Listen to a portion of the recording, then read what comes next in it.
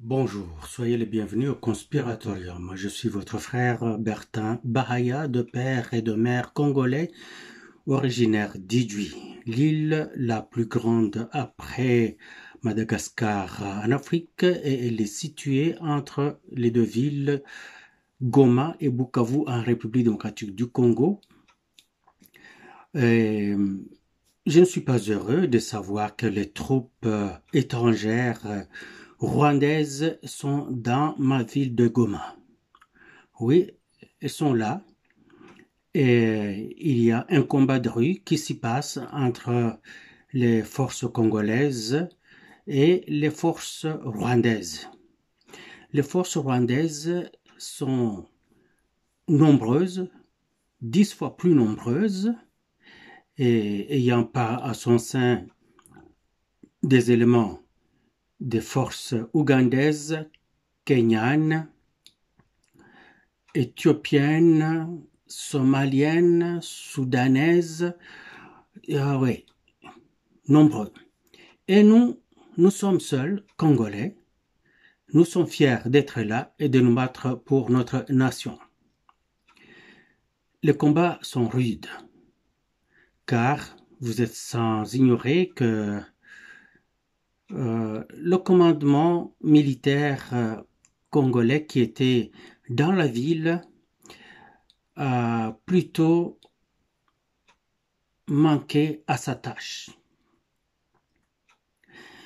Ils ont préféré abandonner, ils ont choisi d'abandonner leurs troupes et de se sauver après avoir été soudoyés par les sponsors des ennemis de la République.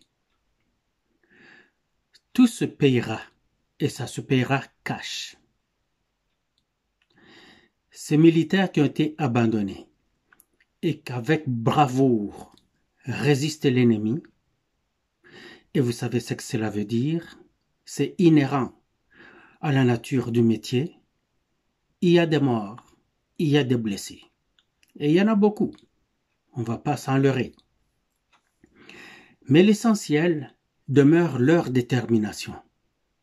Même les troupes rwandaises qui sont arrivées, si vous voulez les appeler troupes rwandaises, je veux plutôt parler des troupes de la EAC, East African Community Forces.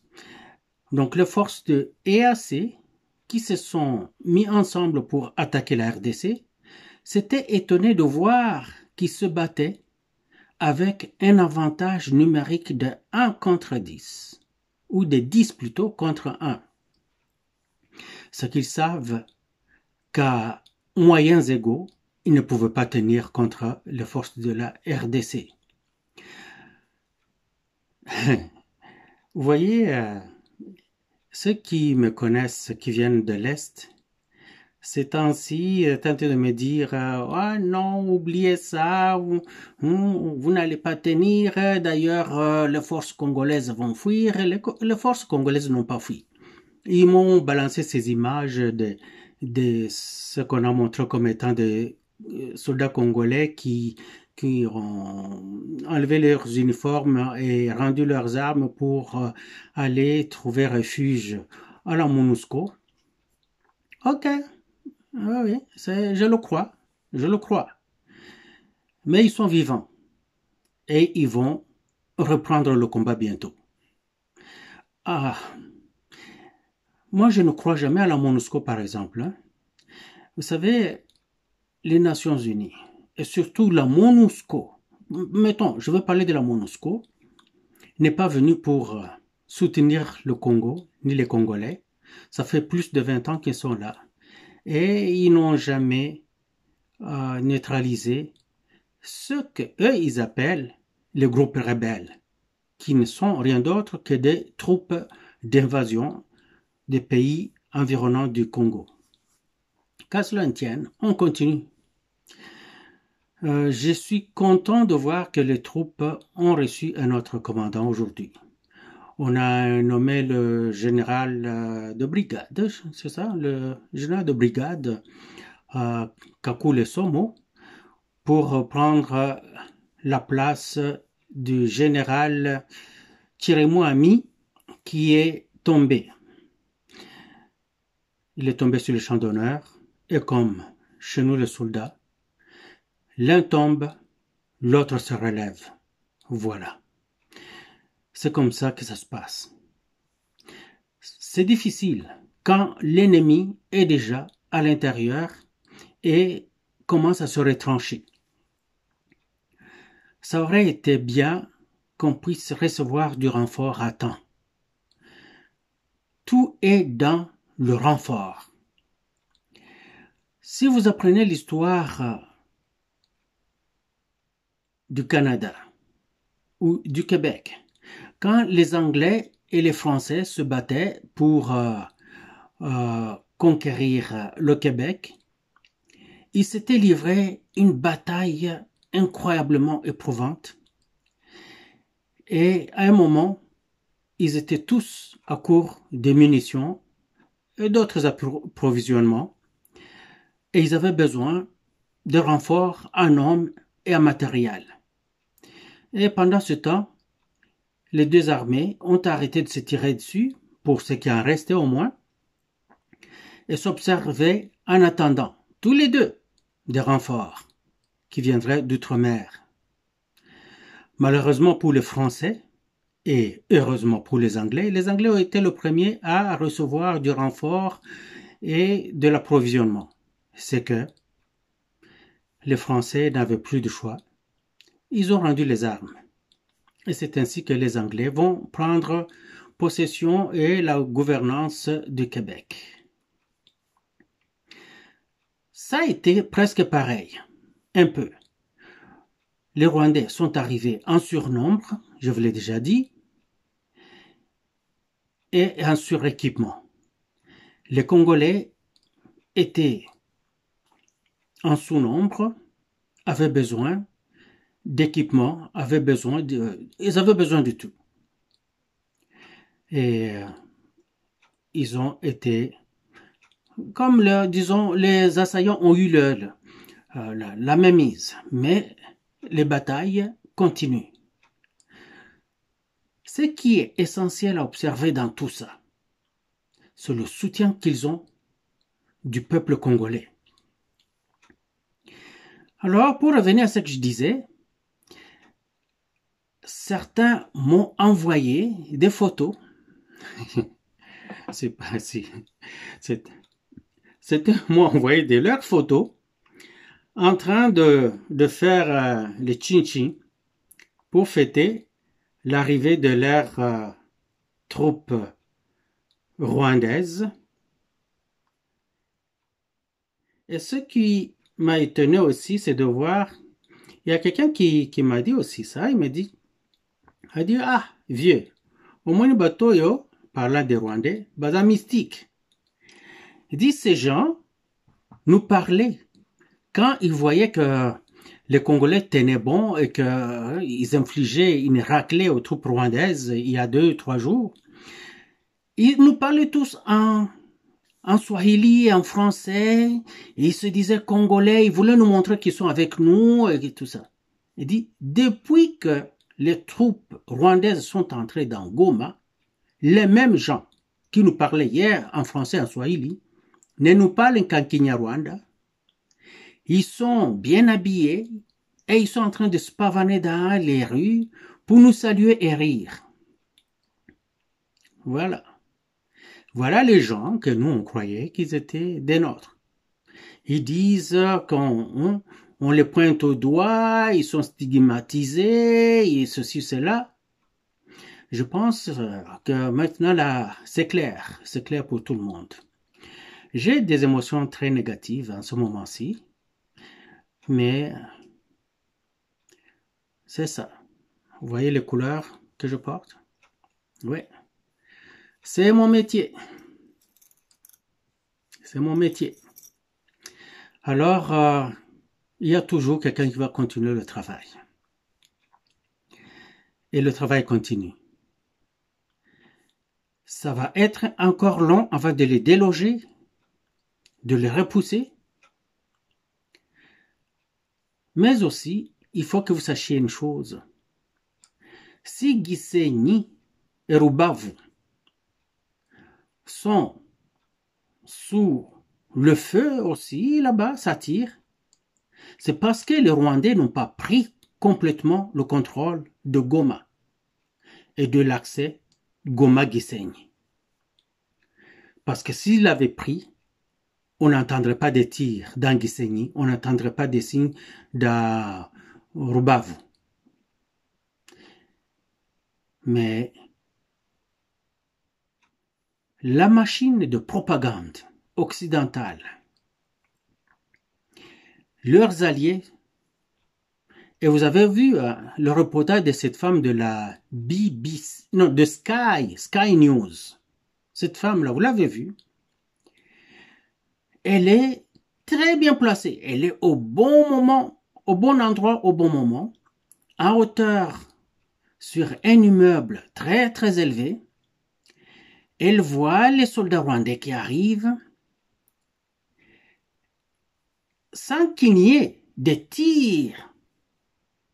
Mais là où elle les voit arriver, elle dit, regardez, hein, les militaires congolais ont été tués, regardez les uniformes qui changent.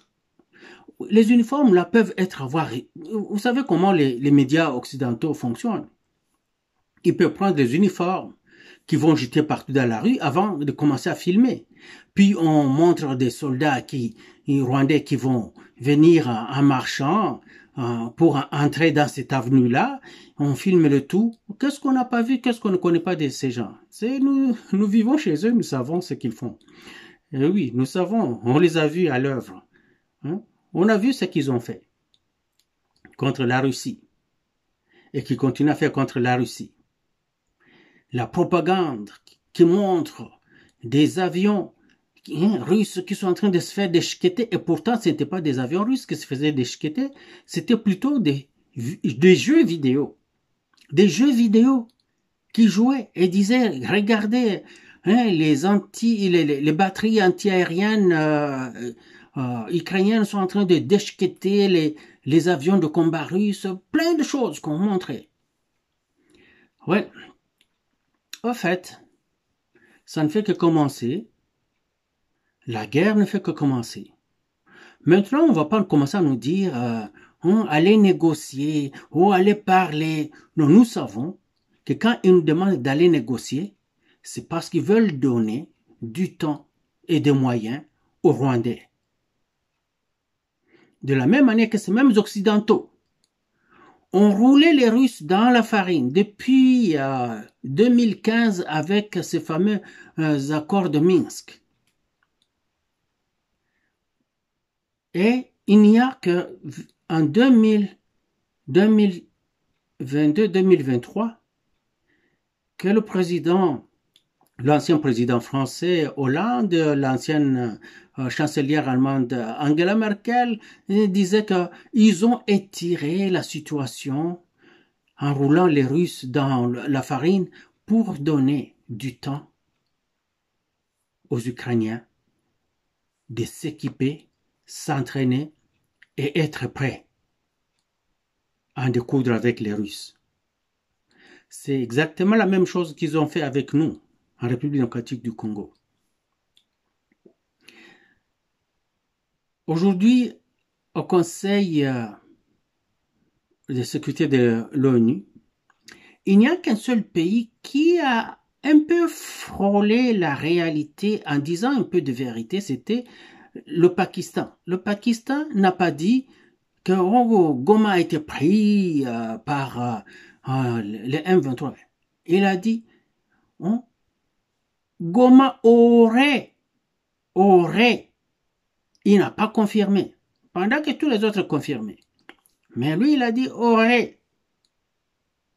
C'est que il savait que les affrontements continuaient et que les forces congolaises, et même ayant perdu quelques batailles dans cette ville-là, étaient toujours au front, dans la même ville.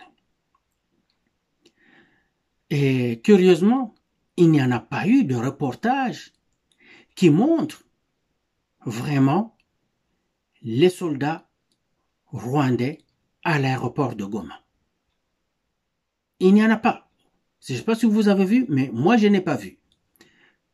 Jusqu'au moment où je vous fais cette vidéo, il est 1h45 au Canada Est, à l'est du Canada, je veux dire, et il n'y a pas d'image des soldats rwandais à l'aéroport de Goma. Ça pourrait arriver. C'est inhérent à la situation actuelle. Mais on le fera partie de là. C'est différent de ce qu'ils faisaient avant. Avant, ils avaient un président rwandais en RDC, Kabila, un nom d'emprunt. Nous savons qu'il s'appelle Kazembere Kanambe Hippolyte. C'est que les soldats rwandais venaient, se pavanaient, tout le monde avait déjà déposé les armes sous ordre du commandant suprême des forces du pays, donc le président Kabila, et les Rwandais se pavanaient dans les rues, on voyait leurs colonnes marcher en file indienne, en file simple. Ok, pas de problème. Aujourd'hui, ce n'est plus le cas. Ce n'est plus le cas. Le Rwanda avait vu qu'il avait tellement perdu du monde et une chance que ses collègues de l'EAC sont venus lui prêter main. Faudra-t-il qu'il reste là encore plusieurs mois? C'est ce qu'on va voir. Une autre chose, bon, au fait, ce n'est pas le moment de critiquer qui que ce soit. Non, nous avons besoin de seulement nous soutenir les uns les autres, nous encourager les uns les autres. Je ne vais critiquer personne pour le moment. Non, je ne peux pas faire ça. Parce que on ne critique pas, on ne met pas de critiques contre ceux qui se battent. Mais je ne veux pas le faire. Voilà. Attendons voir que ceux qui continuent à rire, mais nous aurons le dernier rire. Ce sera, comme on dit, rira bien qui rira le dernier. Voyons voir ce qui se passe au Rwanda, comment ça va évoluer. La seule façon pour le Rwanda d'avoir de calme, c'est de prendre complètement la ville de Goma et tous les axes qui mènent vers le Rwanda. Sinon, le Rwanda est parti pour une bonne danse de poulet aussi. L'aéroport de Kavumu va finir. On est en train de finir les travaux. On aura 2 aéroports à partir desquels mener les opérations militaires. Goma était déjà super infiltré depuis plusieurs années. 3 décennies si vous voulez. Même si Bukavu est infiltré aussi, mais la population fortement Bashi, Bahavu, Barega n'aime pas les soldats rwandais. Et ils savent que s'ils viennent là-bas, ils ne vont pas vraiment trouver du salut. On verra ce que ça va donner. J'espère seulement que ces généraux, ces colonels et autres officiers supérieurs qui ont trahi la République en abandonnant, en désertant, ils ont déserté parce qu'ils ont quitté leur position de combat. Ils ont abandonné ça à l'ennemi. Ils n'ont pas voulu mourir, mais ils ont laissé leurs soldats pour morts. Vous savez, quelquefois, quand on a vu un soldat russe tomber au front, en Occident, on se plaisait de montrer ces images-là. Vous savez pourquoi? Parce qu'en Occident, l'officier supérieur ne va pas au front. Il reste loin, très loin du front. Et il laisse les soldats seuls là-bas, avec leur commandant direct, donc probablement un capitaine. Mais chez les Russes, il est non seulement bien vu, mais il est recommandé. Et c'est même le principe de leur philosophie militaire. Le général est parmi ces soldats au front. C'est pour ça qu'on a vu des généraux russes tomber. Ce n'est pas parce qu'ils ne sont pas bons, c'est parce qu'ils sont parmi leurs hommes. Ils ont le Kalachnikov à la main en train de se battre, eux aussi. Chose qu'on ne voit pas en Occident. Donc, un soldat occidental, un général ou un journaliste, un politicien occidental qui va critiquer les Russes pour ça, c'est parce qu'ils ne comprennent rien. Dans leur fin fond de cœur, ils ont la chienne des Russes. Ils ont peur de ces Russes-là, dont les généraux sont au front en train de se battre, côte à côte avec leurs soldats.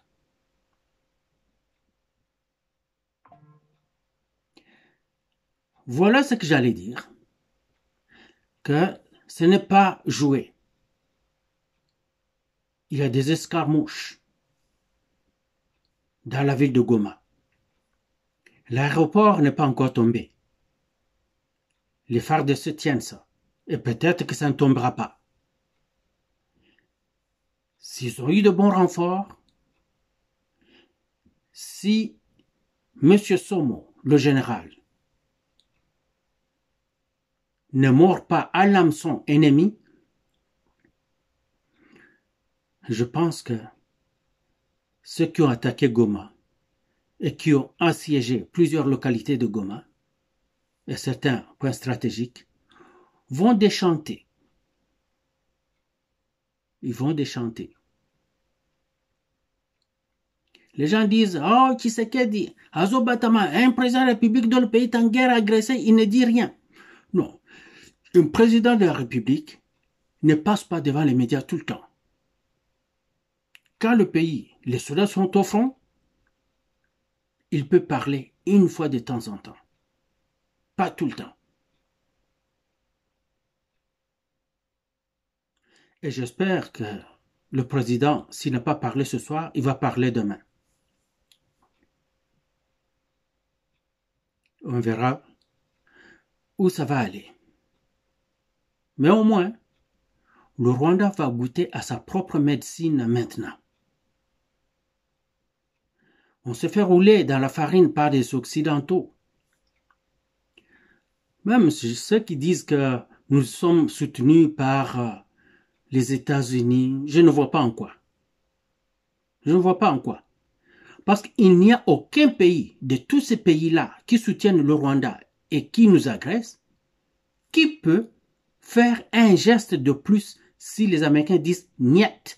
On arrête ça, demandez au Rwanda de sortir de là. Ou seulement un coup de téléphone qui part de la Maison Blanche, même du Pentagone, sans même utiliser la Maison Blanche. Si le Pentagone appelle l'armée rwandaise, appelle le chef d'état-major général du Rwanda et dit « dis à ton président, tout de suite au moment où je te parle, vous arrêtez de tirer, vous ramenez vos troupes au Rwanda immédiatement. Sinon, les minutes qui suivent, vous allez les payer cher. Je vous assure qu'il en sera ainsi fait. Et la France ne va même pas oser dire un mot, même pas l'Angleterre, moins encore l'Allemagne et les autres, l'Italie ou quoi que ce soit. Non, ils vont tous se taire. Ces ambassadeurs de l'Union européenne qui sont à Kinshasa vont tous se taire comme s'ils venaient d'aller s'endormir. Alors les États-Unis ne sont pas avec nous. Parce que de toutes les façons, pourquoi ils seraient avec nous? Ils cherchent à tout prendre, non? N'ont-ils pas été là, les États-Unis, depuis ces 3 dernières décennies, que notre pays a été martyrisé? Ils étaient là, non? Il n'y a que nous. On ne doit pas les écouter. On fonce, on fonce, on fonce, on se bat contre les Rwandais, jusqu'à ce qu'ils demandent aux Rwandais. Si le Rwandais vient dire « Oh, aidez-nous », ils vont dire « Non, sortez du pays RDC et nous allons demander à la RDC de ne pas franchir la frontière pour vous poursuivre. C'est tout. Et ce sera fait comme cela. Mais nous devons continuer. On jette tout ce que l'on a contre le Rwanda. Vive la RDC. Vive le président Tshisekedi. Vive les FARDC et le Ouazalendo. Et vive toute Congolaise et tout Congolais qui reste avec sa patrie, sa nation, son pays. Nous gagnerons.